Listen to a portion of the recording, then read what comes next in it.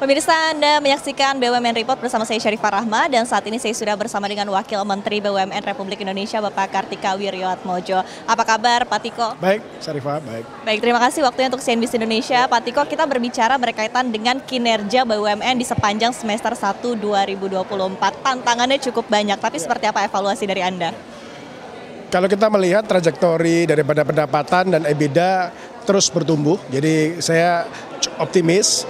Memang tantangan global ya, ada 3 faktor. Pertama adalah naiknya harga logistik secara global, kemudian currency, kita tahu penguatan US dollar, dan juga suku bunga yang masih tinggi. Nah, tapi kan tadi kita informasi hari ini kan bahwa suku bunga kemungkinan di US akan mulai turun ya, kuartal 3, kuartal 4. Nah, oleh karena itu kita optimis bahwa nanti suku bunga menurun dan kita harapkan juga rupiah menguat. Ini memang menjelang akhir tahun kinerja kita semakin baik. Dari sisi operasional, hampir semua sektor tumbuh. Perbankan harapannya kita dengan penurunan suku bunga nanti juga akan resume pertumbuhannya ke normal pertumbuhan yang sebelum kenaikan suku bunga. Dan dari sisi komoditas pertumbuhan produksi kita, sisi nikel, batu bara, koper semua bertumbuh dengan baik.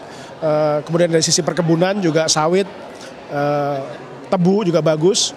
Jadi kita optimis bahwa ini semua sektor bertumbuh dengan baik dan tentunya kita menyelesaikan restrukturisasi yang berat-berat seperti Waskita, Indofarma. Jadi harapan kita juga kinerja laba, pendapatan dan EBITDA BUMN 2024 ini insya Allah akan tumbuh dengan baik. Baik, selain tadi tantangan berkaitan dengan suku bunga yang tinggi di awal tahun, begitu sebelum akhirnya ada harapan begitu bahwa suku bunga akan turun di semester kedua 2024 ini, kita juga menghadapi berbagai tantangan lain seperti pergerakan harga komoditas secara global, kemudian juga berkaitan dengan mungkin secara domestik ya perekonomian secara makro begitu, termasuk adalah deflasi yang kita alami selama 4 bulan beruntun juga begitu. Apakah ini juga menjadi sebuah tantangan tersendiri bagi kinerja BUMN? Ya tentunya kita memahami memang ada perlambatan pertumbuhan ya, yang memang kita berdampak sebagai contoh untuk yang di consumers, seperti pertumbuhan daripada EBITDA di telekomunikasi sebagai contoh ya, untuk penjualan pulsa telepon, ataupun juga pertumbuhan kredit di segmen mikro sebagai contoh juga melambat. Nah kita tentunya bersama-sama dengan pemerintah nanti mendesain bagaimana supaya cycle ini bisa kita balik, dan tentunya salah satu yang kita juga dorong adalah penguatan di program KUR, dan juga penguatan di program perumahan rakyat ke depan. Ya kita harapkan program KUR ini kalau kita perbaiki dan kita perkuat lagi, dan juga nanti ada program pemilikan rumah rakyat yang lebih besar dan lebih tepat sasaran. Tentunya hal seperti ini kita harapkan menjadi katalis untuk mengharapkan bahwa daya beli di level menengah ini bisa meningkat lagi dengan baik, mungkin menuju kuartal 4 dan mungkin menuju tahun depan. Di tengah situasi yang penuh tantangan ini, kami juga mendengar gitu Bapak bahwa salah satu BUMN subholding dari Pertamina, Pertamina International Shipping ini bahkan mampu mencatatkan kinerja yang cukup ciamik ya, labanya bahkan hingga mencapai 100% begitu. Tanggapan dari Anda seperti apa? Ya ini menarik ya, karena kita ini punya portofolio yang lebar. Ya yang menarik logistik laut ini malah lagi tinggi harganya karena lagi shortage dari sisi kapal. Jadi ya ini ya menarik bahwa dinamika politik dan dinamika logistik yang terjadi permasalahan ini justru untuk beberapa perusahaan malah memberi ekstra keuntungan ya. Tapi tentunya juga ada yang terkena juga. Dan tentunya kita berusaha memanage secara balance. Ya kita juga for example di kereta api juga tumbuh dengan baik. Garuda kita terus perbaiki sehingga mulai positif juga.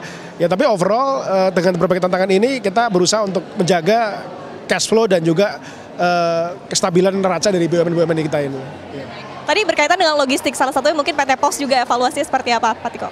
PT POS ini sekarang kan transformasi menuju logistik ya, dari mail dan kurir ya. Nah memang logistik bertahap mereka meningkat labanya, tapi dari mail kurir juga masih ada dan mereka juga masih menjadi agen pemerintah dalam berbagai program seperti pembagian bansos dan sebagainya. Dan ini mereka sudah mulai stabil, ada di laba di kisaran 400 miliar ya. Jadi PT POS juga transformasinya baik. Ya, kita harapkan nanti kalau dia bisa jadi full logistik company dan bisa menjadi pengelola intermoda antara laut, darat, udara sehingga menjadi agregator logistik. Moga-moga transformasi mereka bisa penuh menjadi seperti perusahaan seperti Deutsche Post atau seperti DHL yang menjadi perusahaan logistik kelas dunia. Ya, baik, berbicara berkaitan dengan transformasi saat ini juga kita masuk ke dalam fase transisi energi ke depannya, mungkin orkestrasi ya dari Kementerian BUMN sendiri begitu berkaitan dengan BUMN yang bergerak di bidang baik energi maupun juga mining seperti apa? Ya. Jadi di dalam transisi energi ini kita ada 3 klaster yang kita dorong untuk mempercepat ya. Pertama tentu tadi kita bicara mengenai EV battery. Nah, ekosistem kita di Main ID dengan Antam dan pemilikan saham kita di Vale kita dorong untuk mulai masuk ke downstream termasuk sampai dengan ke battery dengan partner. Dan kita harapkan dalam 2-3 tahun kita bisa produksi mungkin 30 sampai 50 giga baterai dalam negeri. Kemudian yang kedua dari sisi transisi di PLN di mana kita sedang menyelesaikan RUPTL yang nanti ke depan kita harapkan memang porsi renewable ya mulai dari geothermal, hydro, solar dan wind ini menjadi mayoritas utama dan kita harapkan nanti kita dalam berapa puluh tahun ke depan kita akan mulai mendeploy 54 gigawatt renewable. Nah ini yang memang menjadi program utama PLN, kita harapkan kita selesaikan RUPTL dan mungkin tahun depan kita mulai melakukan lelang untuk IPP yang memang skalanya besar untuk renewable sektor ini. Yang ketiga di Pertamina kita fokus untuk melakukan transisi menuju biofuel ya meningkatkan B30 mungkin nanti ke B50 dan juga etanol ya diharapkan nanti dengan peningkatan penggunaan biofuel ini juga emisinya juga menurun termasuk bagaimana kita memperbaiki kualitas kilang kita sehingga sulfur kita bisa turun dan kita masuk ke Euro 5 produk. Baik, mungkin koordinasi juga kepada Kementerian SDM, kemudian juga stakeholder terkait berkaitan dengan policy ya, tadi berkaitan untuk transisi energi ke depannya seperti apa? Sangat erat ya dengan Kementerian Energi, dengan Kementerian LHK sangat erat dan kita harapkan memang selain juga kita memproduksi tadi berbagai macam mulai dari mineral produk, oil and gas dan energi yang terbarukan tadi, kita juga ingin bahwa praktek sustainability dia berjalan dengan baik. Nah kita beruntung kita sekarang berinvestasi di Vale yang memang punya global standard. Nah kita ingin bahwa standar seperti di Vale untuk sustainable mining ya, kemudian community development ini juga kita bisa adopt untuk perusahaan-perusahaan mining kita yang lain.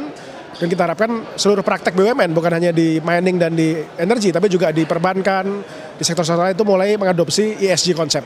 Nah, sebagai contoh seperti BRI juga sekarang kreditnya pun sudah kita arahkan untuk mendorong kepada kredit yang green credit dan mulai juga masuk kepada program-program social development juga.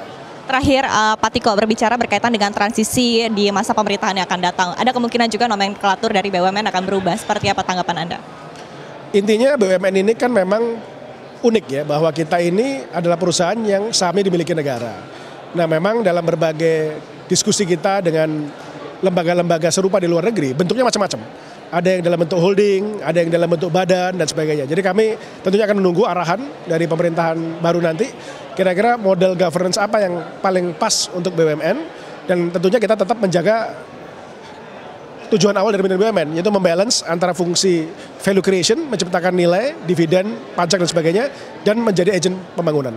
Oke, baik, terima kasih Pak Kartika Wiryaatmaja, terima kasih selaku Wakil Menteri BUMN Republik Indonesia telah berdiskusi bersama kami. CNBC Indonesia Beyond Business.